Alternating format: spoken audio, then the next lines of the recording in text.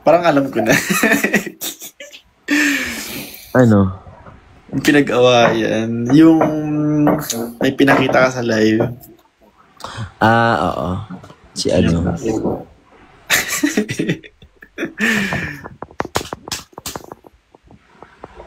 Ayun lang yun. Ayun yung pinaka-last hour natin. Grabe, no? Sobrang healthy natin dalawa. Ay. Tsaka wala naman tayo pinag-aawayan. Parang halos... Actually, wala nga tayong pinag-aawayan. Oo. Oo, wala nga. Parang ang madalas natin pinag-aawayan,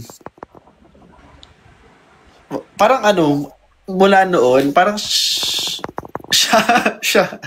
Di ba? Oo. Parang wala na ibang dahilan. Assurance lang naman kailangan mo talaga din. Pero wala naman. Like, wala naman paramdaman na naman lahat. So, it's just that. Tag na isip, pinapag-usapan. Oo. Ayun si Samantha. May mag-awayan. Oo. Hindi kami gaano nag-aaway.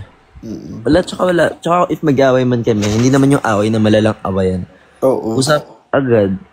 Sorry agad. Tapos na. Ganun naman yun eh. Kaya. Dahil malayo kami sa isa't isa. Kailangan namin pag-usapan. Kailangan maging open kami sa isa't isa. Kaya. Sample lang sa matagal na pag-uwi. Hindi, alam niya na yan kapag galing akong inuman. Oo. Expected naman na yan.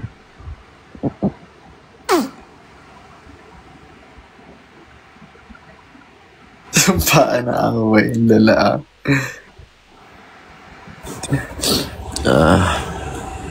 Sinipon ka? Sinisipon ako. Shit, ano talaga ako, papalaundry. Ano oras magkasarado yun? Baka masaraduhan ka. Pero tinatamad pa ako, chefs. Ay, saan ang hikaw ko? Wala akong hikaw. Hindi ko na suot pagkahinamos ko.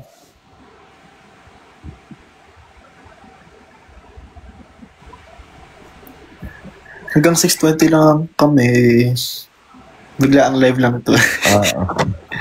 Kami magbababo time lang. Babot lang. Pagkagising ko naman kasi, biglaan naman kasi live agad. Kaya nga eh. Kasi hindi ko talaga hinihintay kita.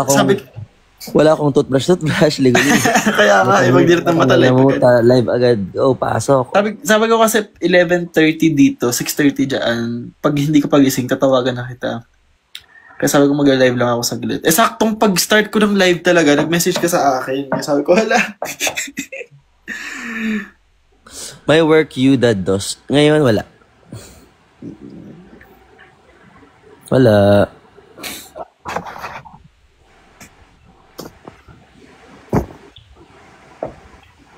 Two minutes, guys. Ano oras na dyan, Babu? 11:18. Nag-lunch ka na? Hindi, mamaya pa. Naka-breakfast ko lang. Bibili pa pala akong tinapay mamaya sa ano. Ano breakfast mo? Nagprito ako ng ham tsaka egg. Tapos yung Colacao, basta Colacao na chocolate powder. Hot chocolate. Hot chocolate. Wala ka din work ngayon. Wala din. Ano ako, Monday to Thursday lang ako. Sarap. Laging long weekend. Oo. Sarap sana yung schedule ko kasi nga lang yung uwi ko. Ay, yung ano ko lang talaga pagpunta pag-uwi ang tagal ng biyahe. Sayang oras.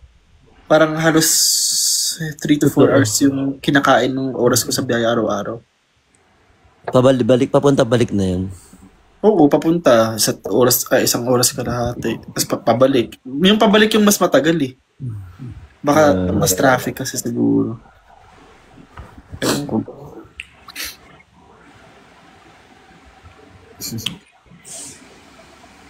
Akala mo sa sila. Ano yun? Ang dami namang hirit ni Samantha. Ngayon na siya pumasok ng live. Ngayon ko lang naramdaman sa Samantha.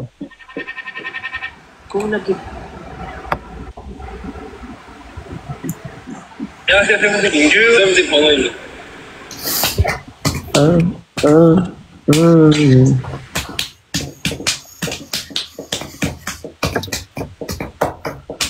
6:20 na.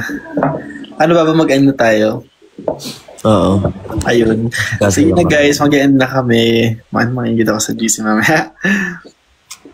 Bye-bye. Biglang live lang kasi to. Hinintay ko lang si Babo magising. Saktong pag-start ko ng live. Nagising na pala siya. Ayun, magbababo time na kami. Bye-bye. Thank you. Thank you sa pagsali. Kahit konti lang tayo. Mabilis na live lang naman. At bigla ang live. Bye-bye guys. I love you. Bye-bye. Bye-bye Samantha. Bye-bye Jerome. Bye-bye Glenn. Bye-bye everyone. Bye. Kaan ko na. Idol, pa-comment muna tayo ng G-Idol kung